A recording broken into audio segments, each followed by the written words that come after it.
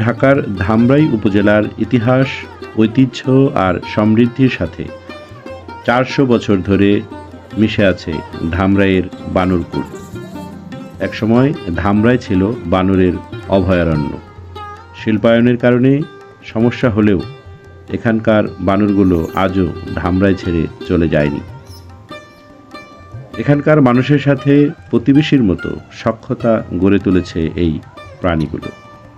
তাই তো আপন ভেবে কাছে যায়, হাতে কিছু দেখলেই খাবার মনে করে দল বেঁধে নিচে নেমে আসে। মনে হয় যেন আগত ব্যক্তি তাদের অনেক দিনের চেনা। ঐতিহ্যবাহী, এখানে সবাই জানে যে এখানে বানর ধামরাই অনেক পুরাতন একটা প্রথা। এখানে আসলে খাবার জন্য মানুষের আশেপাশে এসে ভিড় জমায়, তাই ওদের যতটুকু সমর্থ আমি ততটুকু খাওয়াইলাম আর কি। বানর ভালো লাগে আর কি। ১৬০৪ সালে এ এলাকায় বানরগুলোর আবির্ভাব ঘটে বলে জানা যায়। ধামরাইয়ের পাঠানতোলা, মোকামটোলা, মাধববাড়ি, বরাতনগর ও উপজেলা চত্বরে এদের সবচেয়ে বেশি বিচরণ করতে দেখা যায়। বানর তো আমাদের একটা ঐতিহ্য। আমরা জানি যে বানর মিনিমাম আপনার গত ১০০ থেকে ১২০ বছর আগে থেকে বানরটা আমরা একটু ঐতিহ্যবাহী হিসেবে থাকে। আমরা যেমন পশু পাখি অনেকে কুকুর বিড়াল লালন পালন করে থাকি, তেমনি বানরটা আমরা আমাদের সহপাঠী বর্তমানে পালন করতে থাকি।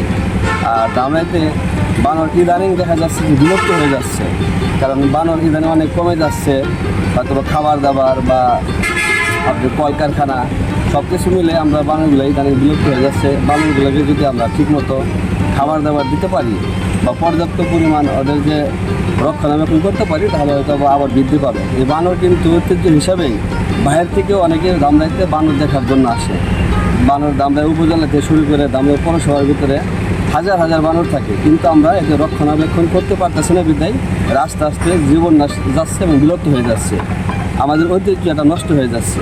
তাই আমাদের উচিত সবার এই বানরের কীভাবে বিলুপ্ত না হয়, এবং সবার একটু এগিয়ে আসা উচিত। তাদের খাবার দাবার এবং আশেপাশে যাতে কলকারখানার কারণে বানর বিলুপ্ত না হয় সেদিকে একটু খেয়াল রাখা দরকার। বসবাস ও বিচরণের অনুকূল পরিবেশ না থাকায় দিন দিন কমে যাচ্ছে বানরের সংখ্যা।